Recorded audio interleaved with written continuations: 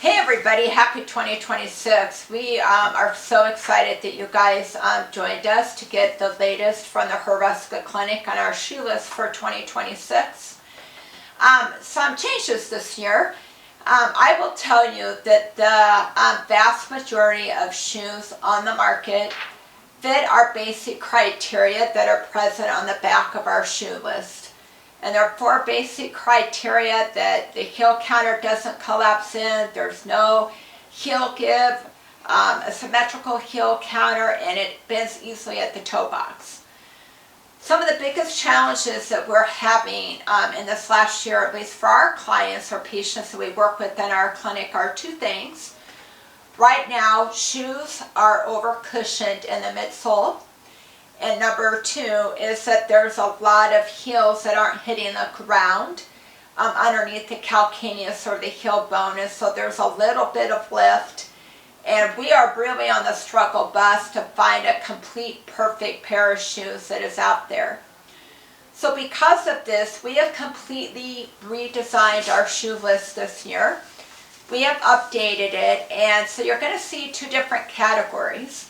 On the left side, you're going to see 2 different columns. So instead of having a high, medium, and low arch, we really are neurosensory therapists in postural restoration. Remember that your brain has to be aware of the ground underneath that shoe.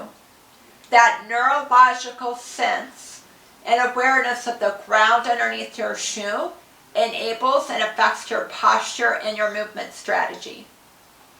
For some individuals, and you're going to see this on the left side of the shoe list, we are renaming this a high sensory awareness shoe.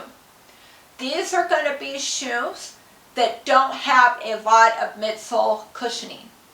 That is going to be better for some of our neck-driven patients. It may be better for a pelvis-driven patient, but primarily patients that are driven by the neck. Your brainstem and your vestibular system are very sensitive with their ability to be able to sense that ground. If it can't sense the ground, it can perceive a threat, and it can create more neurological tension and affect a movement strategy.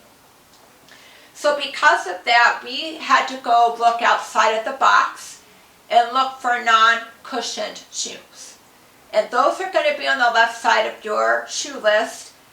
And please don't feel like every neck patient falls into this category, but we do feel the high percentage of them will. On the right side of your shoe list, you're going to see a category, and we named it buffered sensory shoes.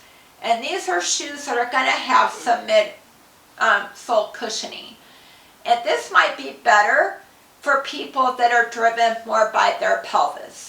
That sometimes that high sensory input can be a little bit of more sensory overload to the brain, and having that buffered a little bit or softened a little bit will be less threatening to more of a pelvis-driven patient. So for patients out there or former patients out there, it might be good that you're partnering with a postural restoration therapist to really identify what shoe works for you. In the past, as a clinic, we used to be able to tell you guys, oh my gosh, we are seeing great clinic results continuously with these 3 or 4 shoes. We felt very confident of recommending a different shoe, but we do not have a perfect shoe right now. We do not have a shoe that fits beyond the basic characteristics. We don't have a perfect shoe. So it's going to be really a partnership with patients working with the PRI trained therapist and vice versa, with your unique history to find the perfect shoe for you. So let's talk about the left side of the shoe list.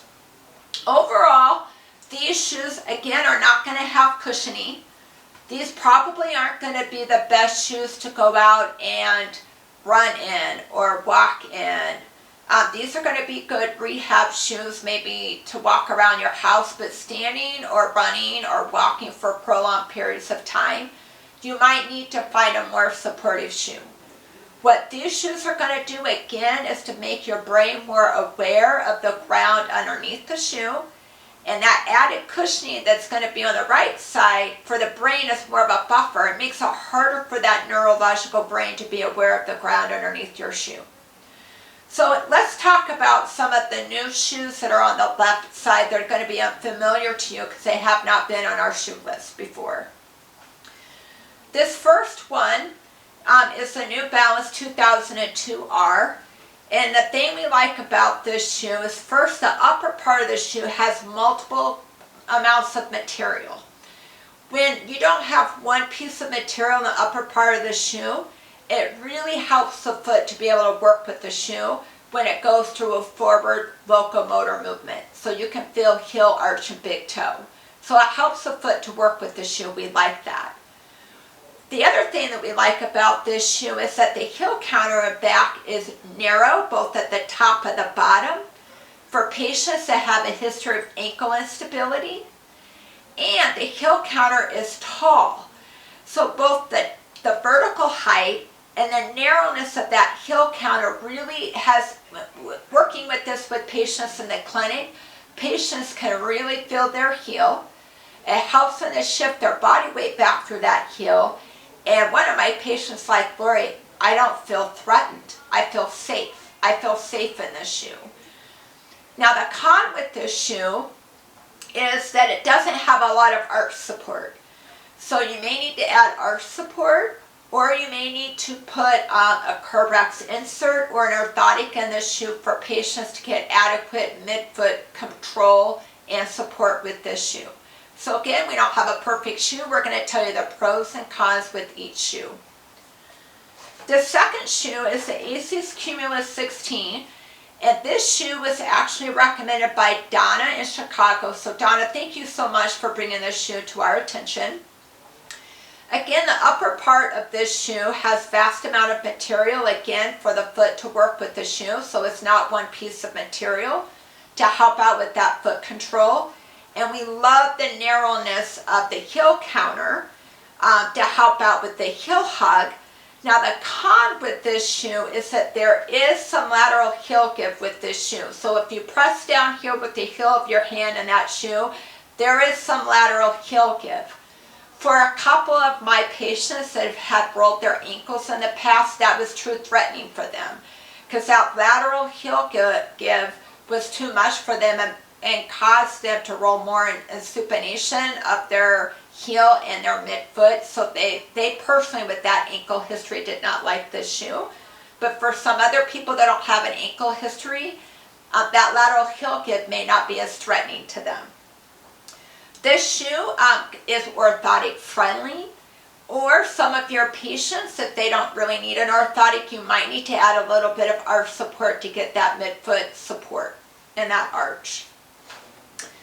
Another good shoe, my colleague Ann loves this shoe. For her, she has a history of some neck instability and concussions, and this was her shoe, the best shoe for her in 4 years. This is a Nike P6000. I know, we have a Nike on the shoe list. This shoe, just the firmness, the sensory awareness underneath it. It has an adequate heel counter. There's no lateral heel give. The only con with this shoe is you might need to add arch support. It is orthotic friendly, so it doesn't have some of that midfoot control and support.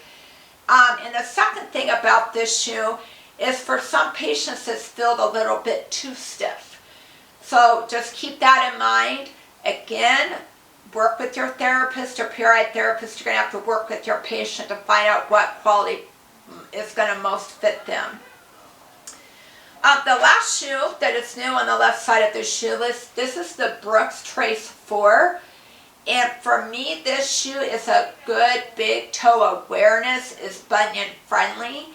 Because of how the toe box scoops up, it really will help patients to be able to roll through their arch and through their big toe.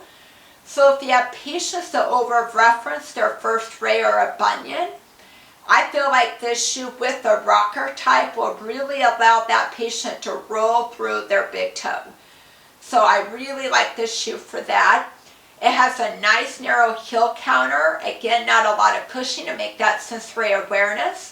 The other con with this shoe is that it does have a little bit of lateral heel give. So for some patients with that ankle instability, or if they're a larger individual, that may cause them to roll on the outside of their foot, be wary of that with this shoe. If they're more of a lightweight pixie, don't have an ankle history, this might be a really good one to help them to roll through their big toe joint. So these are the new 4 shoes that are on the left side of the shoe list.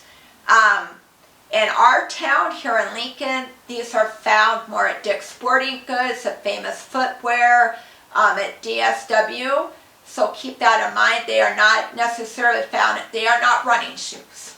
And in the past, we've looked at running shoes because the mechanics to run and walk are the same. But these are not, quote, for running, just for people out there. Now let's talk about some shoes on the right side. These are going to be familiar to a lot of you. They just might have a new number behind them. So the Asics GT 2000 version 14 was a 13 last year. 14 is still on the list. The Asics Kiana was still on the list. There haven't been a lot of changes to them. And so I'm not going to go through them. I do want to go through with you that the Asics version 25 that came out in November, it is off of our shoe list. So the 24 is still on there. There is going to be some limited availability, but the Asics 25 added more midsole cushioning, which was fine, but the big thing that they did with the Asics, the Adrenaline 25, is that they made a heel lift that you could literally get almost like the width of a popsicle stick underneath the mid part of that heel bone. If there's heel lift behind where the heel bone hits in the shoe, that's going to be okay. But if that heel lift hits underneath that heel bone, that's going to cause the body weight to shift forward to the midfoot of the ball of the foot, which is going to reinforce the pelvis to fall forward and reinforce recruitment of hip flexors, forward head posture, and back extensors. So the Brooks Adrenaline 25 that has been a great shoe for us from the 19 to the 24 is off of our shoe list. So if you like that shoe, go out and get the 24. Limited availability. So let's talk about 2 new shoes that we found. And we got this tip from Karen up in Minneapolis. Karen, thank you so much. This is the Mount to Coast P1.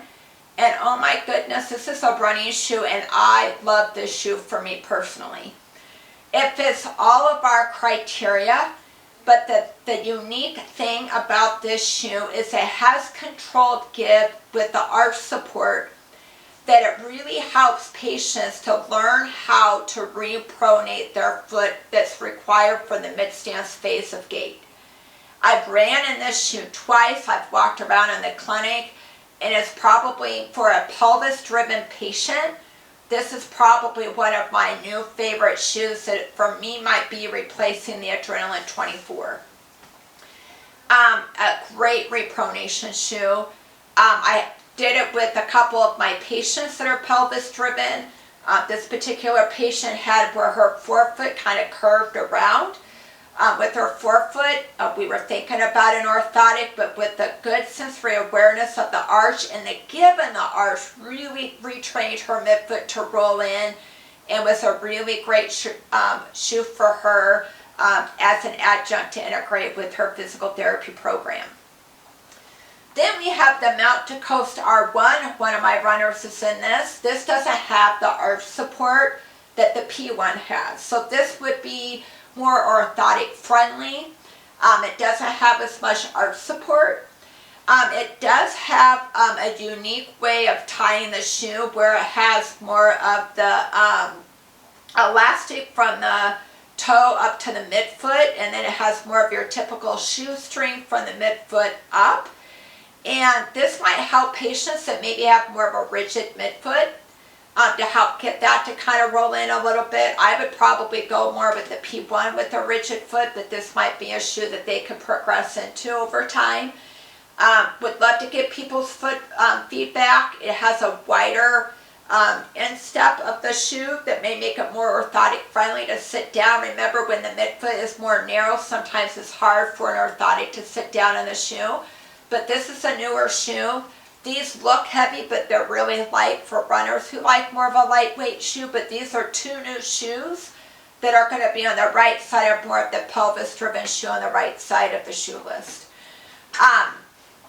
For clinicians out there, if you guys find shoes that you are having good luck with that make the basic criteria, you might have access to different shoes than what we have in the clinic. Let's collaborate and share. Send us an email here at the clinic like Donna and Karen did. We'd love to check them out and put the word out. We appreciate all of you guys that come and tune in and support. I have been getting some emails for all of you that have retweeted this fall to the different shoe companies about our call that can we please get some shoes that aren't over cushioned. We can have some cushioned shoes, but some of our patients, that cushioning is a threat when they can't sense the floor.